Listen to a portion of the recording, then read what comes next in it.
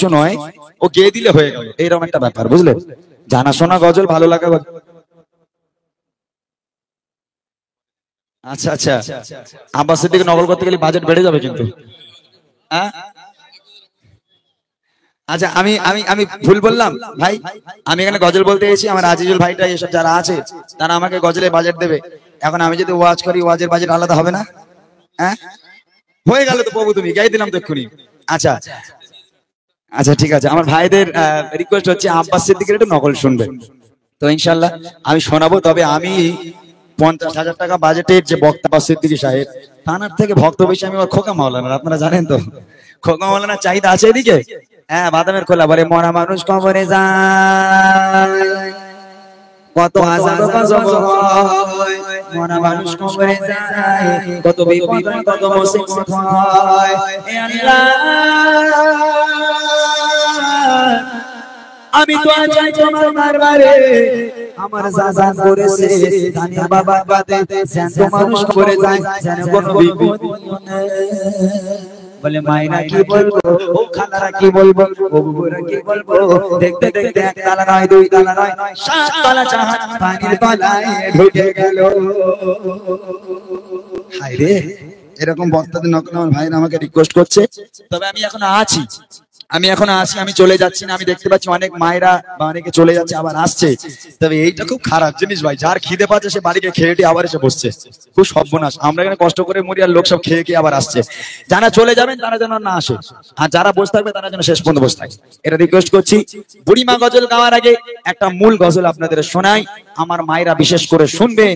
স্বামী স্ত্রীর ভালোবাসা কাকে বলে, আমরা কেমন স্বামী স্ত্রীর মধ্যে আমাদের কেমন ভালোবাসা, নবী পাক সাল্লাল্লাহু আলাইহি ওয়াসাল্লাম এবং আম্মাজান খাদিজা তিনি কেমন সাংসারিক জীবন ছিল, কেমন ভালোবাসা ছিল শোনেন।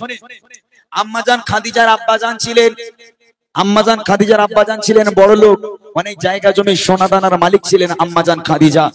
একদিন আম্মাজান খাদিজা আল্লাহ রাসূলের কাছে বিয়ের প্রস্তাব পাঠালো, হে আল্লাহর পয়গম্বর, হে নবী, আমি খাদিজা আপনাকে বিয়ে করতে চাই, বিয়ের প্রস্তাব দিতে এলাম। হায় রে, আমার নবী পাক বলছে, ও খাদিজা তুমি কোথায় আর আমি কোথায়? তোমার আব্বাজানের এত সয় সম্পত্তি, এত জায়গা জমি সোনা দানার মালিক তোমরা, আর আমি মোহাম্মদ, আমার তো খাওয়া হয় না, আমি পেটে পাথর বেঁধে রাখি, তুমি কেন আমাকে বিয়ে করতে চাও? আম্মাজান খাদিজা বলেছিল, হে আল্লাহর পয়গম্বর, রতনকে রতনই চেনে, আমি জানি আপনি কেমন মানুষ, আমি খাদিজা কথা দিচ্ছি আপনাকে কোনোদিন কষ্ট দেব না। দিনের দাওয়াত দিতে যাবেন, আমি খাদিজা আপনার ভাত রান্না করে খাওয়াবো, আপনি দিনের দাওয়াত দিতে যাবেন, আপনার জামা কাপড় আমি পরিষ্কার করে দেবো, কোনোদিন আপনাকে কষ্ট দেব না। হে আল্লাহর পয়গম্বর, আপনি আমাকে বিয়ে করুন। আল্লাহ রাসূল এবং আম্মাজান খাদিজার বিয়ে হলো। দুজনের বিয়ের পর সাংসারিক জীবন কেমন ছিল, কি শিক্ষা নিতে হবে, আর বিবিকে কেমন ভালোবাসতে হয়, স্বামীকে কেমন ভালোবাসতে হয়, তাদের কাছ থেকে শিক্ষা আমাদের নিতে হবে, কেমন তারা সাংসারিক জীবন তাদের ছিল। ছন্দের মাধ্যমে কবি লিখছে, শুনবেন। কেমন ভালোবাসে নবী আম্মা খাদিজা, কেমন ভালোবাসে নবী আম্মা খাদিজা, যে ভালোবাসায় খুশি হতে আল্লাহ দয়াময়, যে ভালোবাসায় খুশি হতে আল্লাহ দয়াময়। কেমন ভালোবাসে নবী আম্মা খাদিজা, কেমন ভালোবাসে নবী আম্মা খাদিজা, যে ভালোবাসায় খুশি হতে আল্লাহ দয়াময়, যে ভালোবাসায় খুশি হতে আল্লাহ দয়াময়। ধনী ঘরের মেয়ে হয়ে আম্মা খাদিজা নবীর কাছে এসে বলে করব জিদা, ধনী ঘরের মেয়ে হয়ে আম্মা খাদিজা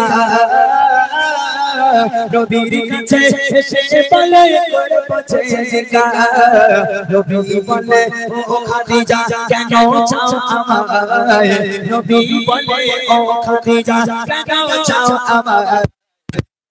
ওরে আল্লাহ, আম্মাজান খাদিজা দরওয়াজায় কোরায় বসে বসে স্বামীর অপেক্ষা করে, আর আমার মায়েরা ঘুমিয়ে ঘরে বলে, আল্লাহ আমাদের ওলাউটটা যেন বাড়ি না আসে, আল্লাহ আমাদের ওলাউটটা যেন বাড়ি না আসে। বুঝলেন না, ভালোবাসা তাদের মধ্যে ছিল, আর আমার মায়েদের মধ্যে কেমন ভালোবাসা কবি লিখে দেখেন। দিনের রাত দিতে নবী চায় কথারে রে, অপেক্ষায় বসে থাকে পৃথিবীর খোলে, দিনের রাত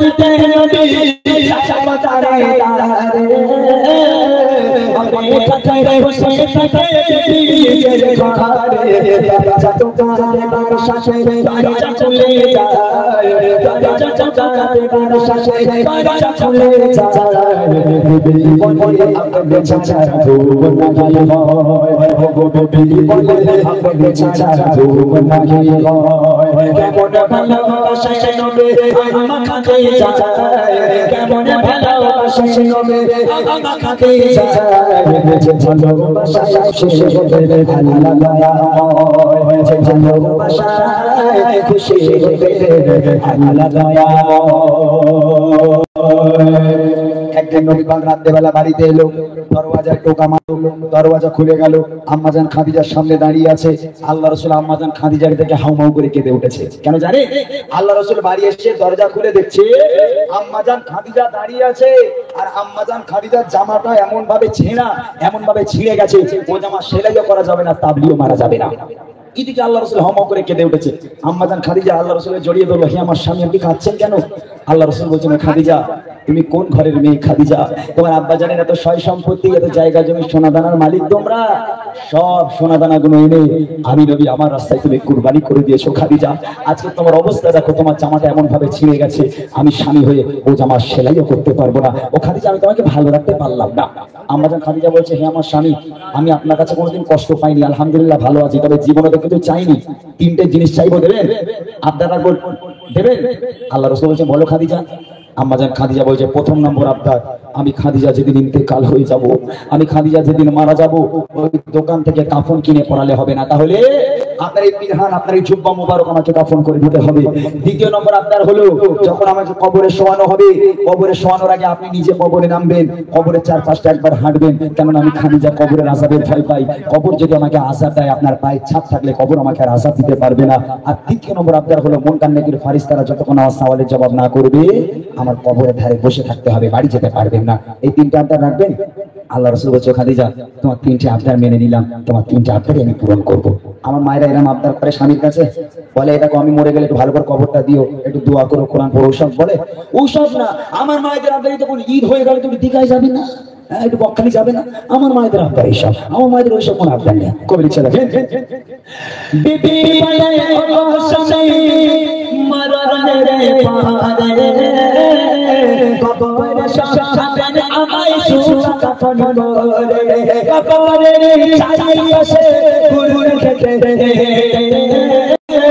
কবরে চাই পারে আমায় শহীদ হাজবে বসে পাকিস্তানের সাওয়ালের সময়, হাজবে বসে পাকিস্তানের সাওয়ালের সময়, কবরে কঠিন আজাব জরুরি ভয় হয়, কবরে কঠিন আজাব জরুরি ভয় হয়, কেমন ভালোবাসে নবী আমার খাদিজা, কেমন ভালোবাসে নবী আমার খাদিজা, যে ভালোবাসায় খুশি হয়ে আল্লাহ দয়াময়, যে ভালোবাসায় খুশি হয়ে আল্লাহ দয়াময়। ইন্তেকাল হয়ে গেল, আম্মাজান খাদিজা মারা গেল। প্রথম নম্বর আবদার, এই পিরান দিয়ে কাফন করতে হবে। আল্লাহ রাসূল জুব্বা দিয়ে কাফন পরানো হলো আম্মাজান খাদিজাকে। দ্বিতীয় নম্বর আবদার, কবরে শোয়ানোর আগে আল্লাহ রাসূলকে কবরে নামতে হবে। আল্লাহ রাসূল কবরে নামলো, কবরের চারপাশটা একবার হাঁটলো, হাঁটার পরে এবার আম্মাজান খাদিজাকে শোয়ানো হলো। আম্মাজান খাদিজাকে শোয়ানোর পর এই মুখটাকে পশ্চিম দিকে রাখতে হয়। মৃত ব্যক্তিকে যখন কবরে শোয়ানো হয়, মুখটা পশ্চিম দিকে রাখতে হয়। তো আম্মাজান খাদিজার মুখটাকে ধরে যতবার পশ্চিম দিকে ঘোরানো হয়, ও অটোমেটিক ঘুরে ঘুরে আমার আসমানের দিকে হয়ে যায়। আবার একবার সাহাবারা চেষ্টা করলো, আম্মাজান খাদিজার মুখটাকে নিয়ে আবার পশ্চিম দিকে ঘোরানোর চেষ্টা করা হলো, আবার অটোমেটিক আসমানের দিকে হয়ে যায়। সাহাবারাও পেরেশান, আল্লাহ রাসূলও পেরেশান। আম্মাজান খাদিজার মুখটা ঘোরে না কেন? তিনবার চেষ্টা করার পর আম্মাজান খাদিজার মুখটা যখন কিবলার দিকে ঘোরে না, আসমানের দিকে হয়ে যায়, আল্লাহ পাক আল্লাহ তাআলা আরশে আজিম থেকে নবীর কাছে খবর পাঠালো, হে আমার বন্ধু, চিন্তা করবেন না, চিন্তা করার কোনো কারণ নেই। আম্মাজান খাদিজার মুখটা পশ্চিমে ঘোরানোর দরকার নেই, কেননা খাদিজা দ্বীন ইসলামের জন্য, কোরআনের জন্য, আমি আল্লাহ আমার জন্য এত কষ্ট করেছে, এত নিজেকে কুরবানি করেছে, রক্ত ঝরিয়েছে। আমি আল্লাহ খাদিজার উপরে এত খুশি হয়ে গেলাম। আমি আল্লাহ চাই না খাদিজার মুখটা পশ্চিম দিকে থাক, আমি আল্লাহ চাই খাদিজার মুখটা আসমানের দিকে হয়ে থাক, যাতে করে আমি আল্লাহ আরশে মুআল্লায় বসে বসে আমি আমার খাদিজাকে প্রতিনিয়ত দেখতে পারি। একবার জোরে বলুন সুবহানাল্লাহ। কি ভালোবাসতো আমার আল্লাহ। আম্মাজান খাদিজাকে প্রশ্ন করলাম কাকে আল্লাহ পাক সালাম পাঠিয়েছিল? এই সেই নারী খাদিজা যাকে আল্লাহ নিজেই সালাম পাঠিয়েছিল। শেষ কথা কবি লিখছে দেখেন,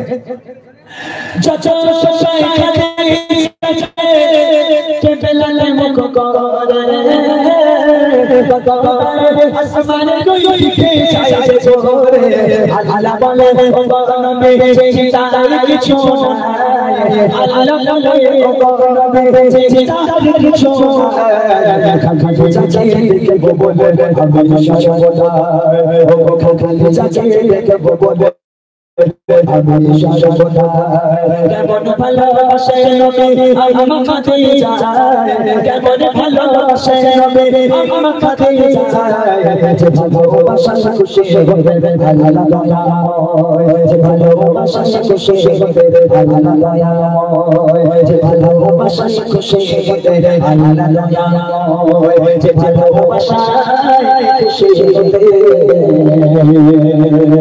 আল্লাহ দয়াময়।